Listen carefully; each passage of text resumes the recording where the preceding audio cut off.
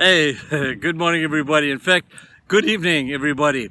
On the east coast of South Africa, we get to watch the sun rise over the sea. But here on the west coast, we get to see the sun go down over the sea. Please excuse me, I've got hiccups. There's nothing I can do about it. But I got to catch the sunset for you to set the scene for our devotion today. Welcome. It's good to be with you this evening. And still at Lambert's Bay, excuse me.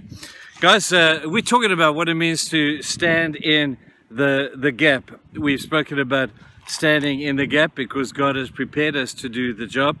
He's no longer physically here, so he requires of us that we would stand in the gap on his behalf.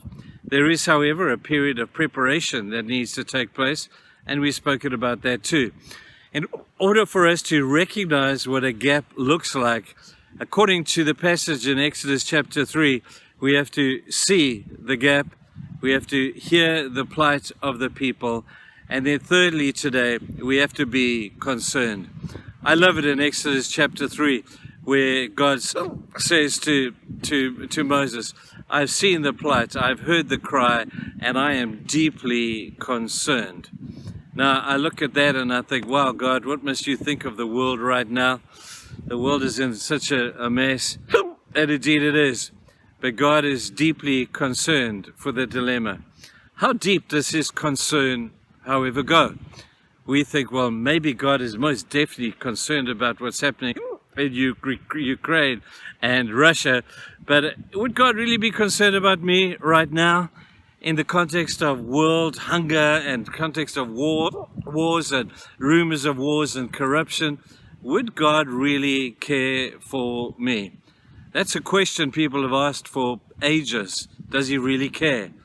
Well, the answer, is clearly that he does.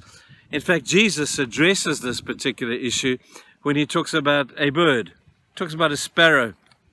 Probably said to his disciples as they were discussing the similar theme as what we're discussing, hey guys, you see that bird over there? God knows exactly where that bird lives. God knows exactly what that bird is going to eat. God knows everything about that bird, and God is concerned about that bird.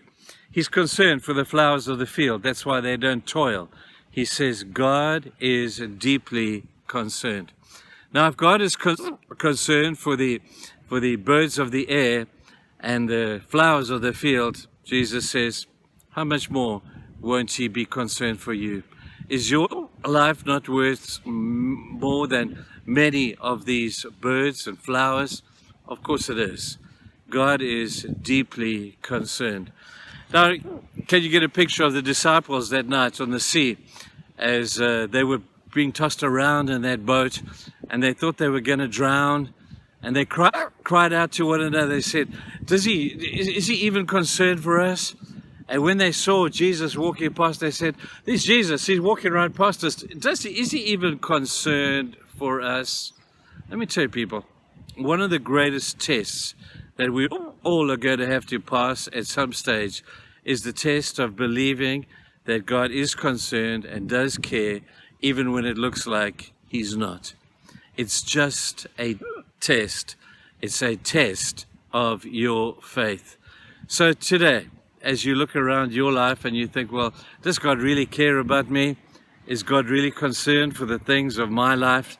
Is God really out there looking after me and worried about not worried, but does he understand my predicament? People, indeed, he does. There's not a concern he's not concerned about.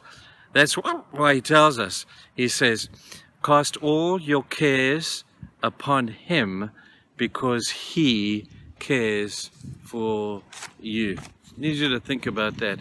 In a world that suggests that God doesn't care, or if he does care, he's only caring for the big things in the world and around.